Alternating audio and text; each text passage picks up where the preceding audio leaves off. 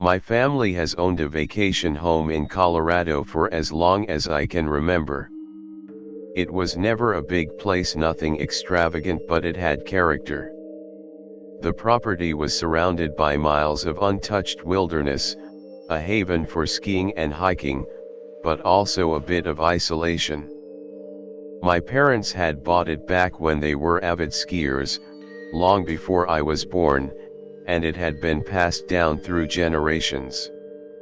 As kids, my brother Josh and I spent countless winters there.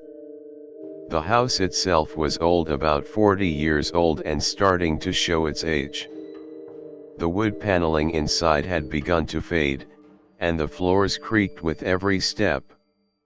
My dad had spent years doing upkeep on it. From the old stone fireplace to the squeaky stairs, everything felt like a piece of history. Despite its condition, it still felt like home. It was a place where memories were made.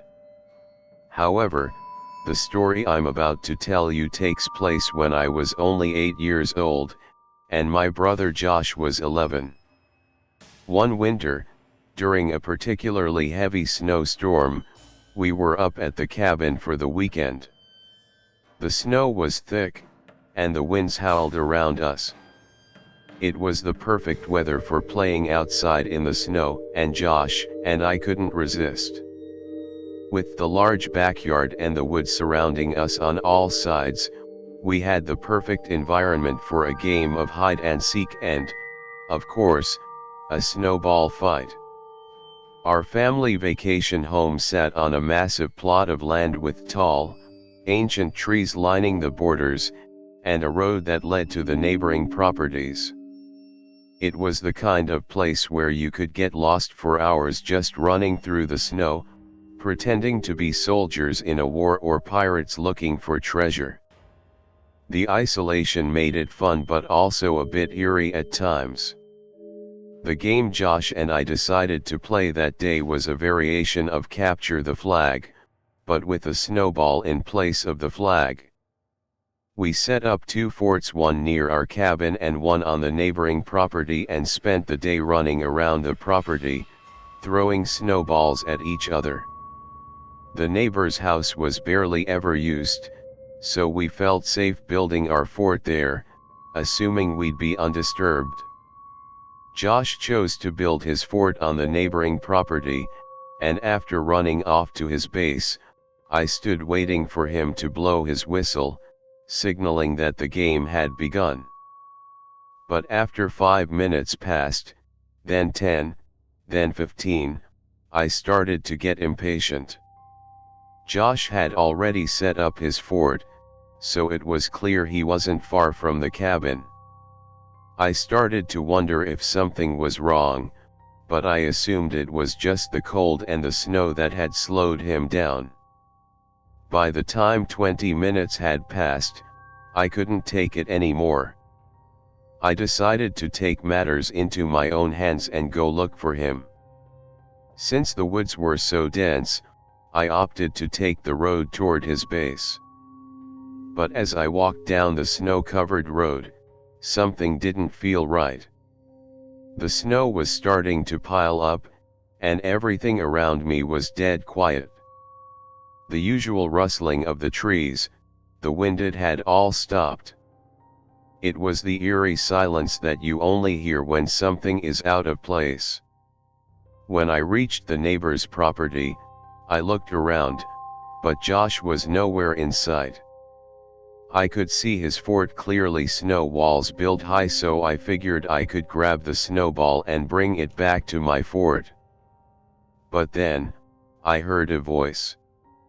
"Excuse me, are you looking for your brother?" a woman's voice called out. I turned around and saw a woman standing on the porch of the neighbor's house. Her face was pale, and she was smiling oddly, almost as if she knew exactly why I was there. "Yeah, we're playing a game," I called back. "He's over here, I think." Her smile didn't fade. "Your brother isn't here," she replied, her voice almost too calm. I started walking toward her. She waved me inside, motioning me to come inside and get out of the cold. There was something wrong about her, something that made my heart race. The door was slightly ajar. I looked back over my shoulder, and that's when I saw it. There was someone standing at one of the upstairs windows, their face half obscured by the window frame. It looked like Josh. My stomach twisted. I called out to him, but he didn't answer. The woman's smile faded into something else, something far darker. I froze in place as I watched her, my heart pounding. Suddenly, I noticed the footprints leading to the front door. But they weren't the same prints I had seen earlier. These were new, and they weren't Josh's. Before I could react, I heard heavy footsteps inside the house. They were getting closer. Then, I heard a scream from inside the house. Something or someone was coming, and they were coming fast. I turned on my heel and bolted down the road, not daring to look back. The following morning, my dad insisted that everything was just a misunderstanding. "It was just your imagination running wild," he said with a laugh, trying to downplay what had happened. He reassured us that the woman had probably just been a harmless neighbor trying to be friendly. But I knew better. There was something about her smile too wide, too eager, that felt wrong. And the way she called me over, like she was expecting me, made my skin crawl. Josh, on the other hand, was more than willing to believe it was nothing. He shrugged it off, eager to forget about it, but I couldn't. I couldn't get the image of her face out of my mind, and the way she smiled, as though she knew something we didn't. We spent the rest of the morning indoors, trying to keep busy. But all I could think about was that strange encounter. I couldn't shake the feeling that something was hiding in that house. The fact that the back door was unlocked, the woman's odd behavior, the trail of footprints leading to the front door, it all felt like something out of a nightmare. That afternoon, my dad decided to investigate the property further. He was still dismissive of the idea that anything was wrong, but I could tell he was a little unnerved by the situation. As he walked down the road toward the neighbor's house, I stayed back, watching through the window, feeling that sick sense of dread creeping over me. Josh was off doing something else, and I was left alone with my thoughts. I noticed that the air outside seemed still, almost too still. No wind, no rustling of trees, just a heavy, uncomfortable silence. It was as if the world was holding its breath, waiting for something to happen. My eyes were glued to the road as I watched my dad's figure grow smaller and smaller in the distance. And then, something caught my eye. At the edge of the woods, near the boundary of our property, I saw movement. At first, I thought it was a deer or some other animal, but when I focused my gaze, I realized it was a person dressed in dark clothing, moving swiftly through the trees. I froze, heart pounding in my chest. The figure disappeared into the woods before I could make out any details. It was a fleeting glimpse, but it was enough to make my stomach tighten in fear. I wasn't sure if I had seen what I thought I saw or if my mind was playing tricks on me, but I couldn't shake the image of that shadowy figure in the woods. My instincts told me to go outside and check, but I stayed inside, rooted to the spot. When my dad returned to the cabin, he was as calm as ever. He told us that the neighbor's house was locked up tight, and there was nothing unusual about it.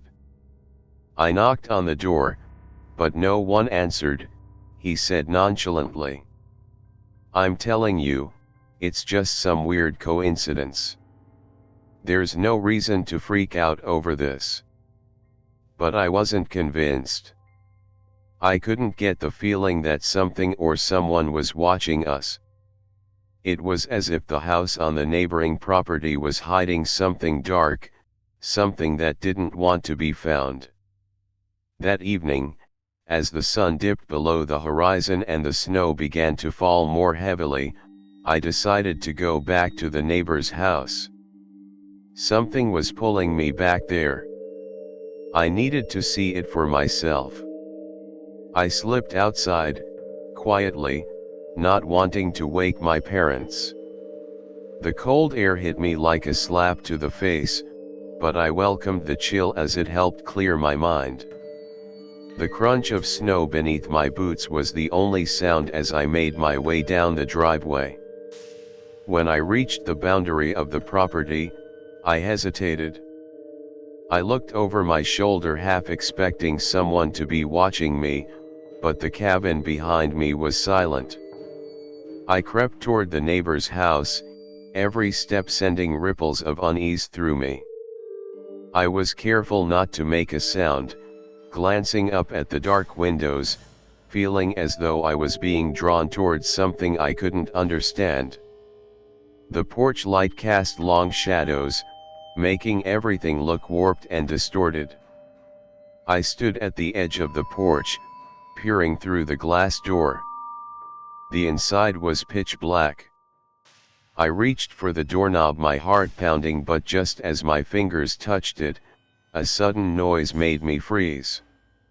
It was a soft rustling, a faint sound coming from inside the house. I stepped back, my breath catching in my throat, but then the door creaked open slightly, as if inviting me in. Something about the motion of the door, slow and deliberate, made me take a step back.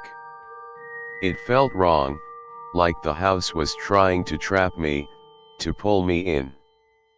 I didn't know what was inside, but something dark, something sinister, was lurking there, and it didn't want to be found. The thought of entering that house alone made my blood run cold, but I couldn't leave without understanding what was really going on. I gathered all the courage I could muster and decided to push the door open.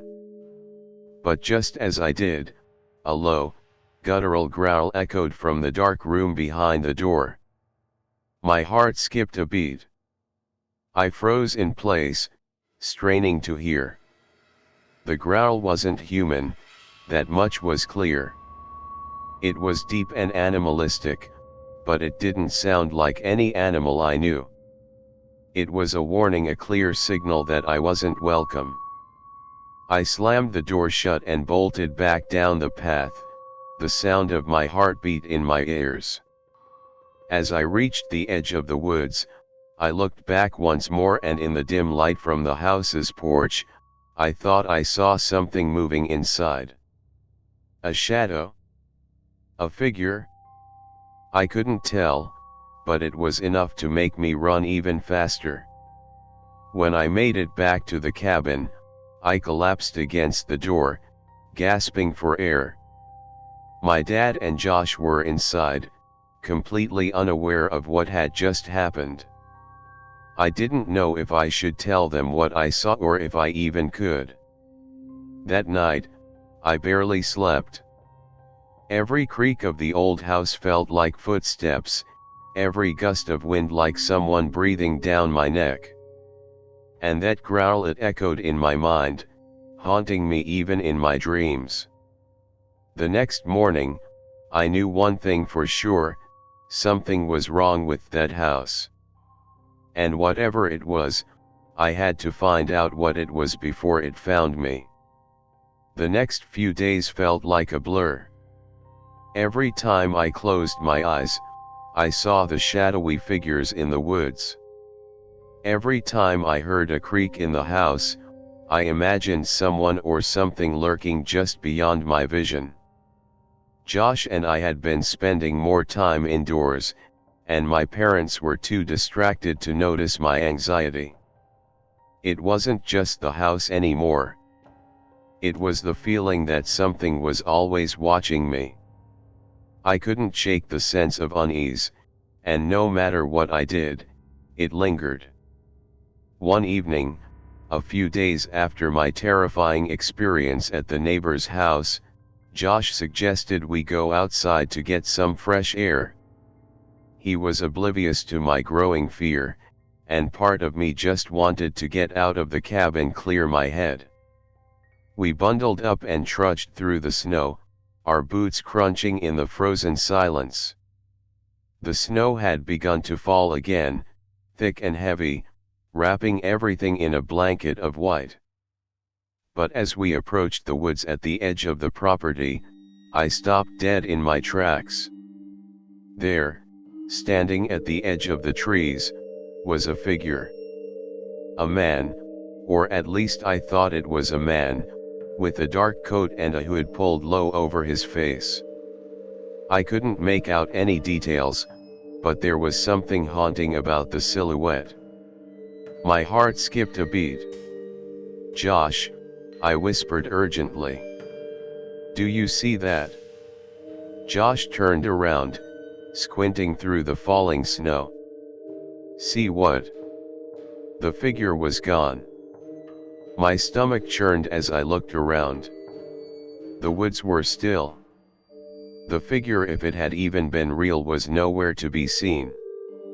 Josh shrugged and continued walking, unaware of the panic rising in my chest. I didn't know what I'd seen, but I knew one thing for sure: I wasn't going crazy. Something or someone was out there. That night, the air in the cabin felt even thicker, as if something had settled inside the walls. I barely slept, haunted by the image of that figure in the snow. In the quiet darkness, I could have sworn I heard footsteps outside again, slow, deliberate footsteps, moving just beyond the window. But when I looked, there was nothing there. Nothing but the swirling snow and the stillness of the woods. And yet, the unease remained. The days passed slowly, but my fear only grew stronger. I had to keep pushing myself to act normal, to act like everything was fine. But inside, I was becoming unraveled. The image of the man or whatever it was at the edge of the woods kept repeating in my mind, like a broken record. I couldn't escape it. It was the middle of the night when I woke to the sound of something scratching at the window. At first, I thought it was just the wind, but then the sound grew louder, more deliberate. It was soft at first, just faint scraping noises, but it slowly escalated to a rhythmic scratching. The kind you can't ignore. I sat up in bed, my heart pounding in my chest.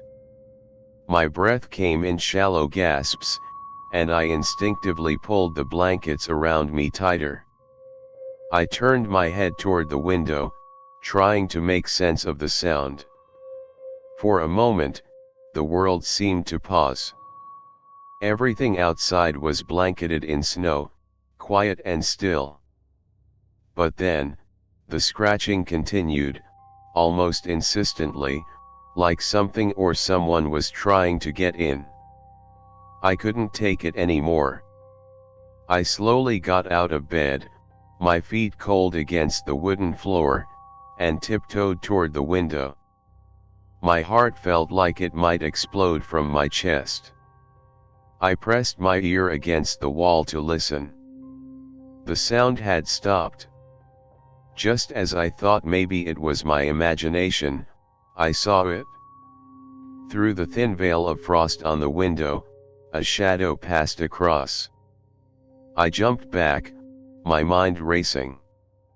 I couldn't breathe. I grabbed the nearest thing I could, an old bat my dad had kept by the door, and slowly approached the window again. My hands were shaking so badly that I could barely hold the bat steady. But as I peered through the frost-covered glass, I saw nothing. The snowstorm had picked up, the thick white blanket of snow blurring everything in the distance. I opened the window ever so slightly, my eyes scanning the darkened landscape. I heard a faint crunching of snow beneath heavy footsteps, but there was no one in sight. My breath came out in visible puffs, and I shut the window quickly, locking it with trembling hands. I stood there for what felt like hours, staring out at the quiet woods, wondering if I'd imagined it all. Maybe it was just the storm playing tricks on my mind. Maybe it was just some animal, but the gut-wrenching feeling that something was watching me refused to go away. The next day, I told my parents about the strange noises, but they brushed it off. "The wind must have been playing tricks on you, that's all," my dad said dismissively, but I could tell he was a little shaken up too. It was then that I realized this wasn't just about the strange happenings in the neighbor's house. It was about something far worse. Something lurking in the woods. Something I couldn't explain. I decided that we needed to get to the bottom of it, so I took my rifle from its place by the door and decided to go into the woods by myself. It was the only way to feel like I had control again. Josh didn't understand why I was so insistent on investigating, but he agreed to stay back with my parents while I made my way through the snow. As I ventured into the woods, the air grew colder, the wind howling like a distant animal. I could feel the oppressive silence around me. The trees loomed over me like dark, silent sentinels. It was as if they were watching me, waiting. I walked for what felt like an eternity, each step through the deep snow weighing me down more and more. But it wasn't until I reached the clearing near the neighbor's house that I finally saw something that made my heart race. There, near the base of one of the trees, was a bundle of something wrapped in dark cloth. I approached cautiously, my mind spinning with possibilities. As I neared, I noticed a trail of footprints leading away from the bundle, disappearing deeper into the forest. The footsteps were not from any animal I knew. They were too large, too uneven, as if they belonged to a person stumbling through the snow. I carefully unwrapped the cloth, my hands trembling. Inside, there was a small black bag much like the one I had seen the man dragging the day I went to the neighbor's house. But this time, the bag was not empty. It was heavy, weighted, and as I held it, the unmistakable scent of decay filled the air. I dropped the bag in horror, my stomach churning. My heart hammered in my chest as the pieces began to fall into place. This wasn't a simple break-in. This was something far darker. I turned quickly to leave, but before I could take a step, I heard it again. The faint sound of footsteps crunching in the snow. I turned around, but there was no one there. Nothing. I stood frozen for a moment, straining my ears for any movement. The forest around me seemed suffocating, closing in. Then, I saw it. A shadow moving between the trees. It was fast, unnervingly fast, and I couldn't make out the figure clearly. I didn't think, I just ran. My heart pounded in my chest, my breaths coming in short, desperate gasps. I could feel the weight of the snow beneath my feet, but I didn't care. I had to get back to the house. I had to warn my family. By the time I reached the cabin, I was gasping for air, panic taking over my senses. I rushed inside, slamming the door behind me. My parents and Josh were in the living room, looking at me with concern. "I saw something," I said, my voice trembling. "Someone is out there. Someone who doesn't want us to know what's going on." My dad looked at me skeptically.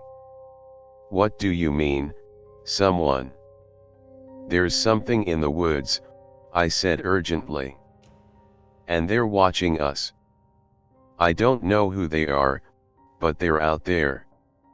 My dad frowned, but before he could say anything, the power went out. The whole cabin plunged into darkness. I could hear the wind howling outside, but it wasn't the wind I was worried about anymore. The darkness in the cabin felt thicker than usual, pressing in on all of us. My dad tried to check the fuse box, but nothing worked. It was as if the storm had somehow taken down the power, though the storm had barely intensified. Josh was getting anxious. I could tell he was trying to ignore it, trying to pass it off as nothing, but I could see the fear in his eyes. He wasn't saying anything, but the tightness of his jaw, the way his eyes flicked to the windows, told me everything I needed to know. The wind outside howled, whipping against the cabin like some invisible force was trying to get in. I could feel it in my bones. Something was wrong. Something was very wrong. We sat in the living room in silence, waiting. The tension in the air was suffocating. No one spoke. Even the sound of the wind seemed to hush as though the forest itself was holding its breath. And then, it came. A faint knock at the door. We all froze. It was too soft to be someone who was just passing by. It was too deliberate. "Who is it?" my dad asked, his voice low and controlled. No response. Another knock, this time louder, more insistent. My heart was in my throat.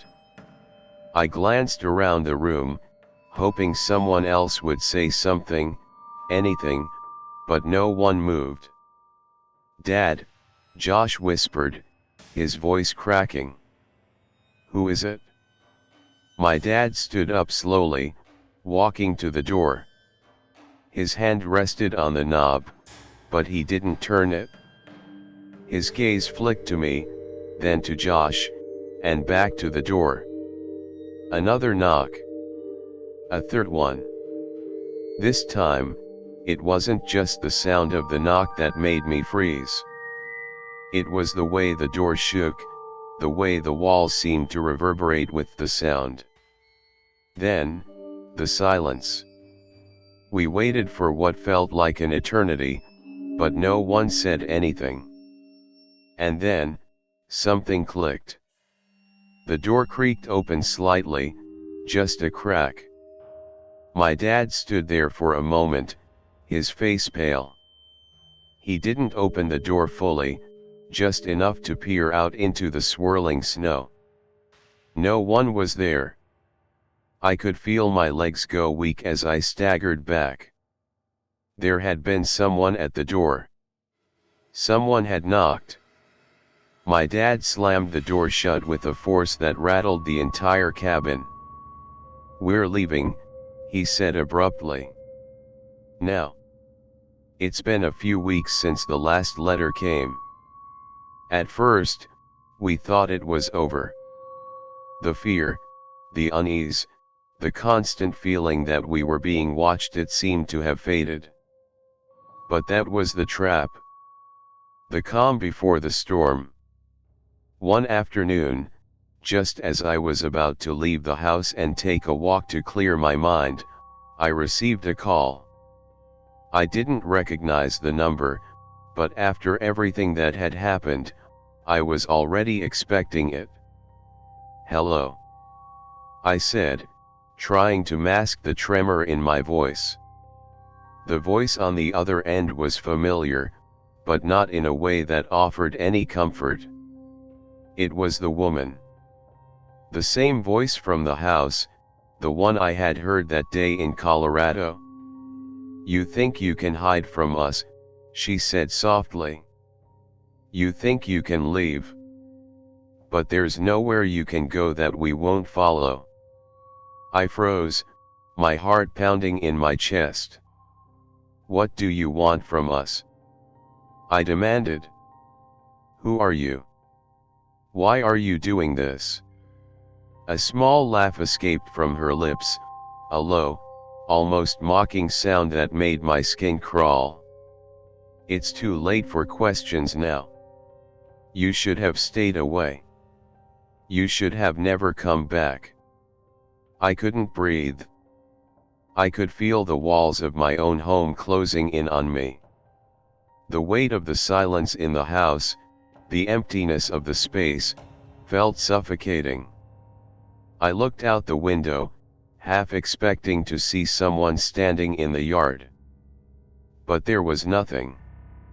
Just the empty street and the silence of the neighborhood. The woman's voice continued, each word dripping with malice. "We'll find you again. You can't hide from what you've awoken." I slammed the phone down, my hands shaking uncontrollably. This was worse than I had imagined. Not only were they still out there, but they were getting closer. They were no longer just a haunting memory, they were real, and they were coming for us. Josh heard me from the other room, his face pale as he rushed to my side. "What happened? What did they say?" I didn't have the words. What could I possibly say? The fear in my chest was overwhelming, and all I could do was stare at the phone in my hand, knowing that it was only a matter of time before they found us again. We couldn't stay in our house any longer. There was no denying that. So, we packed up our things and moved out to a temporary place while we tried to figure out our next move. We didn't even tell our parents what had been going on, afraid that they might dismiss it or, worse, send us back to face whatever was out there. In our new place, we kept a low profile. We kept all windows locked, all doors sealed, and we constantly checked the security cameras. It became a routine, one of fear and dread, constantly watching, waiting for something to happen. But it never did. I didn't know what we were waiting for, but I couldn't stop myself from feeling the anxiety build. The letters kept coming, and they seemed to grow more cryptic with each one. They were becoming harder to ignore, harder to brush off as some sick prank. One day, we decided to go back to the old property, just to see if there was anything we had missed. I was reluctant, but Josh insisted. He said we couldn't live in fear anymore. When we arrived, everything looked the same, except the house. The house was different. It looked darker. Almost as if it had aged another 20 years since we had left. The trees around it seemed to loom taller, their shadows stretching longer, as though they were closing in. We stepped inside, the creaky floors beneath our feet sending chills up my spine. The place had been empty for weeks, but it felt as though we weren't alone. The air was thick, and every room seemed to hold a secret. The further we ventured, the more unsettled I became. Josh, ever the brave one, went upstairs to check the attic. I didn't follow him. The thought of going up there made my stomach churn, as if something was watching me from above. And then, just as I was about to turn and leave, I heard it. A whisper. Soft at first, but growing louder. My name. Help me. I froze. The voice was familiar, but I couldn't place it. I spun around, looking for the source, but the room was empty. Before I could process what was happening, Josh screamed from upstairs. I rushed up, my heart pounding in my chest. When I reached the top, I found him standing in the doorway of the attic, his face pale and covered in sweat. "Josh," I whispered, terrified. His eyes were wide with fear, and his mouth trembled. It's up there." I didn't have to ask what he meant. Without a word, I grabbed his arm, pulling him out of the room and down the stairs. I wasn't sure what had happened in the attic, but I wasn't about to find out. As we made our way back to the front door, I glanced behind us. The house seemed to be closing in, as if it was alive, as though it didn't want us to leave. A heavy presence hung in the air, thick with dread. We got in the car and drove off, not looking back. For weeks, we stayed hidden, not knowing what to do next. The phone calls kept coming, and each one was more cryptic than the last. The letters never stopped. The feeling of being watched never went away.